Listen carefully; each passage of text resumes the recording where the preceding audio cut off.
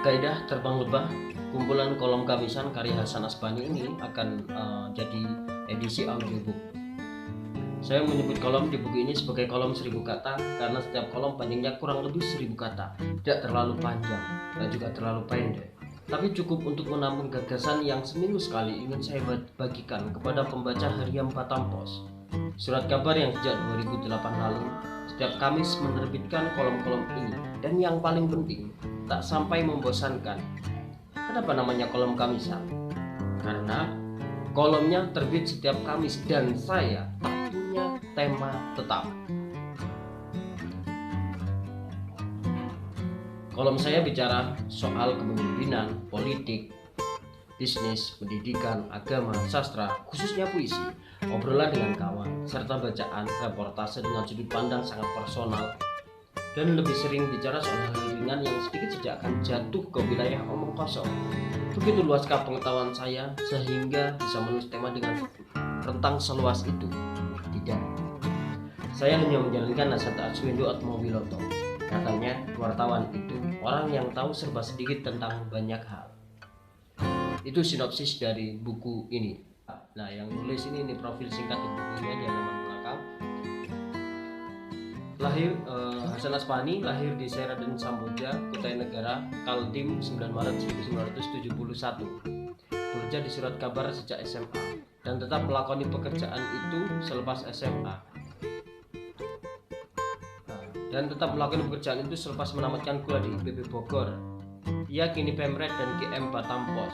Sebagai penyair, ia telah menerbitkan buku puisi Orgasmaya, Yayasan Sagang 2007, Kelimpu, Kukusan 2009, Buka Mata, Kukusan 2009, dan Lelaki yang Dicintai Bidadari, Kiblat 2010. Bersebati dengan bumi, berserah pada sejarah. Tentang kepenyairan Asep Zamzam Nur. Ia sudah menulis puisi sejak SMP tahun 1976. Ketika SMA tahun 1979, sajaknya dimuat di majalah Putri Indonesia. Ia masih menulis puisi hingga kini. Dan kita bisa membaca sajak-sajaknya di surat kabar. Ia masih berkarya. Ia termasuk penyair penting Indonesia saat ini. Sesungguhnya tidak mengherankan mengapa penyair kelahiran Tasikmalaya 28 Februari 1960 itu masih tetap menulis puisi. Sebab ia pernah menulis bahwa hubungannya dan puisi cukup mesra, dekat, dan sangat bersahabat. Ia pernah bilang bahwa ia dan puisi seperti sepasang suami istri. Kami saling tolong dalam suka dan duka. Memang tidak mengherankan kenapa ia masih menulis puisi. Ia telah sampai pada kesadaran bahwa puisi tidak hanya minta untuk selalu dituliskan, tapi juga untuk dilakukan, untuk jadi perbuatan sehari-hari, katanya. Sejak seperti apakah yang dihasilkan oleh penyair yang sudah sampai pada kesadaran seperti itu? Ia sendiri tak begitu peduli. Ia tidak terlalu mempersoalkan apakah dalam kurun waktu kepenyairan 20 tahun lebih ia telah mencapai sesuatu dari tinjauan artistik, tema, atau apapun. Saya juga tidak terlalu peduli apakah dalam kurun 20 tahun kepenyairan saya ini sudah menyumbangkan sesuatu yang berarti pada kesejahteraan Indonesia atau belum. Semua bukan urusan saya, tetapi persoalan sejarah, katanya dalam pengantar buku Jalan Menuju Rumahmu. Kenapa dia menulis puisi? Sejak awal saya menulis puisi karena kebutuhan untuk berekspresi, kebutuhan untuk menyatakan diri. Meskipun begitu, tanpa terasa puisi telah menjadi jalan hidup saya, telah menjadi napas saya. Ia telah menyerahkan penilaian kepenyairannya kepada sejarah, kepada perjalanan sajak-sajaknya. Itulah sebabnya mungkin kenapa pada buku terbarunya Menjadi Penyair Lagi, ia sengaja menyandingkan sajak-sajak awalnya dari yang bertahun 1978 hingga sajak terbaru yang bertahun 2006. Sajak-sajak dalam rentang waktu 28 tahun. Saya masih menyimpan sajak-sajak SMP saya, tapi saya tidak pernah membayangkan kelak akan menyandingkan sajak-sajak saya itu dengan sajak saya tahun-tahun ini. Lebih tegas lagi, tidak akan pernah saya lakukan itu. Ada kesenjangan yang jauh sekali. Sapardi Djoko Damono saja ketika saya tanya tentang sajak-sajak masa SMA-nya, dia menjawab, lupakan saja, tidak penting. Tapi Acep Zamzam Nur, penyair yang kita bincangkan ini, melakukannya. Apa yang bisa kita ambil pelajaran dari sikap itu? Mari kita baca dulu sajak sulungnya dari buku Menjadi Penyair Lagi. Prelude. Ini sajak manis untukmu, semanis sirup, minumlah barang seteguk. Sajak adalah harapan, sajak adalah hidupku akan datang, sajak adalah danau tenang, tanpa sampan, tanpa gelombang. Sajak adalah kenangan, sajak adalah jejak pengembaraan, sajak adalah bukit hijau dengan sungai berbatu di lerengnya. Ini sajak manis untukmu, semanis rindu. Teguklah bersama waktu. 1978. Saya kira Acep muda, Acep yang masih duduk di bangku SMP atau SMA kala menulis sajak ini, sadar atau tidak, telah menulis semacam kredo sajak-sajaknya. Ia memberi judul Prelude, judul yang cerdik, tepat dan baik. Sajak ini memang boleh dianggap sebagai pendahuluan dari semua sajak-sajaknya. Ia memang nyaris selalu menyuguhkan sajak-sajak yang manis, sajak yang menyajikan apa yang ia sebutkan dalam sajak ini: harapan, masa depan, kesaksian, atau keterpukauan pada alam, dan catatan pengembaraan.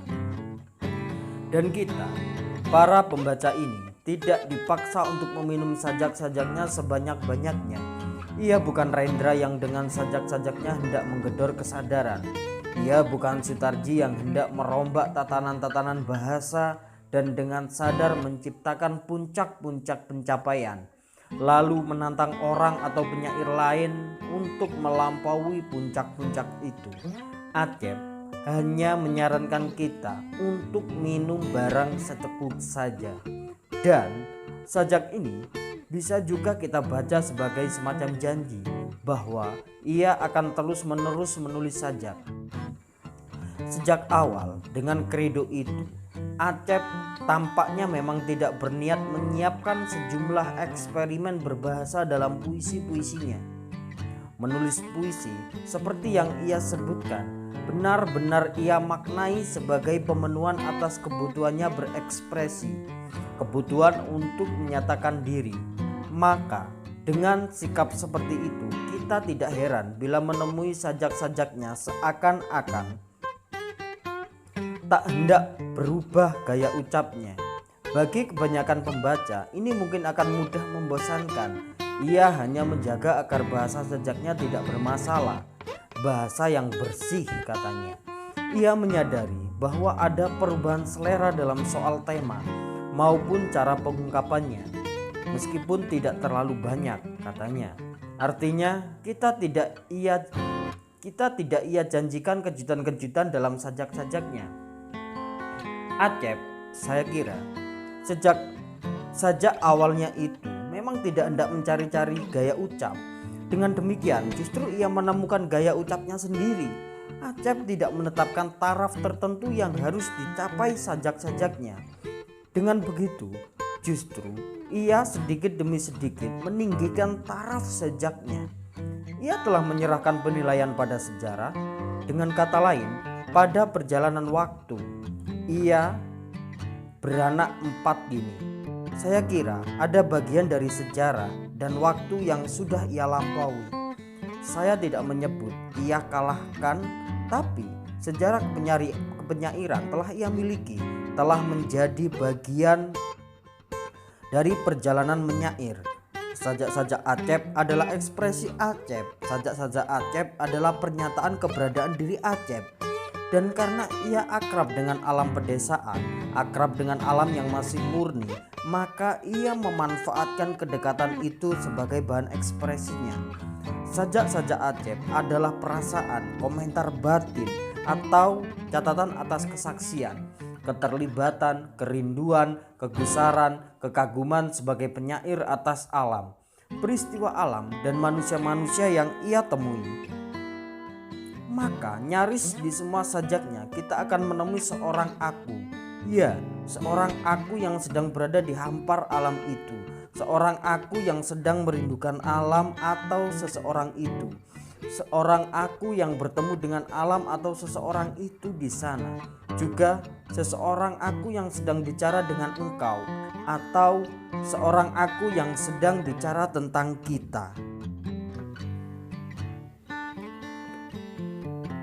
Dalam buku Jalan Menuju Rumahmu, saya hanya menemukan 7 sajak yang hadir kuat sebagai deskripsi, bukan narasi dengan kehadiran subjek aku di sana, yaitu sajak Pangalengan, angin dan batu, tak terbendung, para kekasih, menanti kelahiran, cemara laut, dan Toraja. Buku yang memuat 100 puisi pilihannya sendiri itu memang untuk melihat kecenderungan persajakan Acep. Buku yang terbit tahun 2004 itu berisi sajak-sajak yang ia pilih dengan pertimbangan. Salah satunya adalah ia menyukai sajak itu. Artinya sajak yang tidak ia sukai ia singkirkan. Statistik ini mungkin tidak penting, tapi cukup untuk membuktikan bahwa Acep memang penyair yang selalu tergerak untuk terlibat, ikut, hadir, berada di dalam waktu. Ia tidak tahan diam saja menjadi penyaksi di luar peristiwa alam yang ia temui. Tapi harus diingat bahwa keterlibatannya pada alam itu adalah sebuah keterlibatan yang tidak merusak. Ia berada di sana tanpa merusak keselarasan. Ia seperti secara naluriah dan alami tergerak begitu saja untuk menjadi bagian dari alam atau peristiwa alam itu.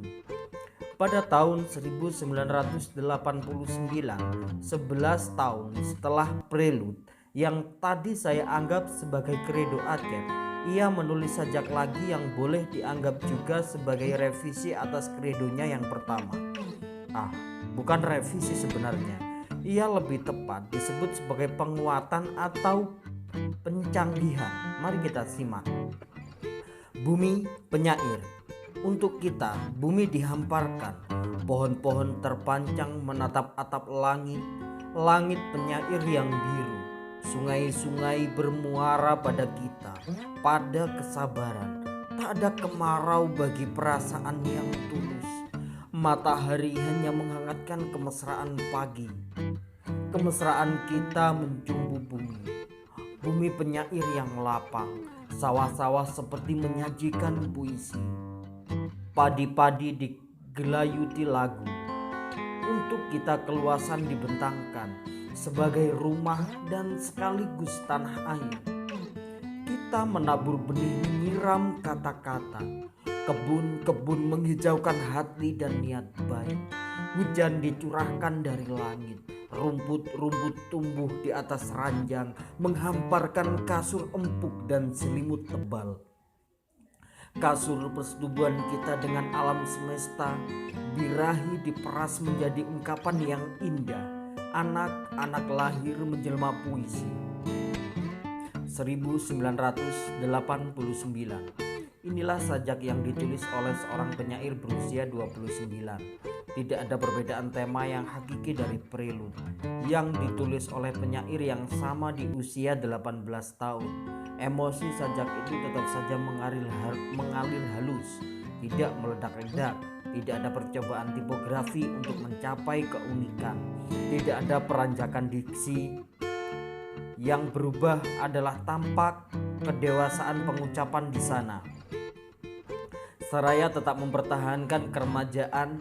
Dengan kata lain, Acep remaja adalah Acep yang tampak sudah lebih dewasa daripada remaja seusianya. Dan Acep dewasa adalah Acep yang tetap mempertahankan keriangan jiwa remajanya. Acep kita adalah penyair yang sadar bahwa posisi penyair bukanlah sebuah posisi yang gagah. Mungkin posisi itu penting, tapi ia tampaknya tidak ingin kehilangan kegembiraannya ketika menyajak karena posisinya, atau karena ia menyandang sebutan sebagai penyair. Sekali lagi, menulis sajak baginya adalah ekspresi diri, dan orang lain, para pembaca, tidak ia paksa untuk setuju pada sajak-sajaknya. Ia hanya menawarkan untuk mencicipi, karena ia yakin yang ia suguhkan adalah manis sirup, manis hidup. Ia bukan penyair yang menyuguhkan bir dalam sajaknya agar orang-orang kecanduan dan mabuk sajak. Ia juga tidak hendak menyuguhkan jamu yang kemudian ditawarkan ke orang-orang sebagai penyembuh berbagai penyakit manusia, sebagai petunjuk menuju jalan keluar sejumlah permasalahan kehidupan. Ia sadar bahwa demikianlah puisi lahir. Ketika orang-orang tidak percaya pada ucapan penyair, sajak menanti kelahiran. Walaupun demikian, saya kemudian melihat ada perkembangan lain yang menyimpang dan kecenderungan yang saya temukan di atas. Ia bisa marah, ia gelisah apabila posisi penyair yang sudah menjadi sejarah dan bagian hidupnya itu terancam. Penyair akan mati apabila kehilangan tenaga kata-kata atau kata-kata saktinya berubah menjadi prosa. Misalkan, peperangan yang tak henti-hentinya membajak pesawat, banjir atau gempa bumi. Misalkan korupsi yang tak habis-habisnya di negeri ini, kerusuhan, penjarahan, perkosaan atau semacamnya. Oh, aku sendirian di sini dan merasa menjadi penyair lagi. Menjadi penyair 1996. Tapi kemarahan dalam sajak itu juga sebuah kemarahan khusus, kemarahan yang lebih mirip kecemasan itu sendiri. Ia hanya diselipkan saja di antara keasikannya menikmati kenangan dan rindu pada seseorang yang membuatnya merasa bisa menjadi penyair lagi. Acep adalah penyair yang bersebati dengan bumi, dan bumi penyair Acep bukan bumi yang dirusak oleh manusia dan bencana. Buminya adalah bumi yang damai, yang membentangkan kasur persetubuhan dengan alam semesta. Pada bumi yang demikian itu, ia bisa memerah-birahi pada kesan jeripayah pada pilihan kata peras itu. Ia tidak memilih kata menikmati atau memuaskan atau mengumbar, menjadi ungkapan yang indah. Dan itulah anak-anak puisi yang lahir dari percintaannya dengan bumi penyair itu. Kamis 1 Oktober 2009.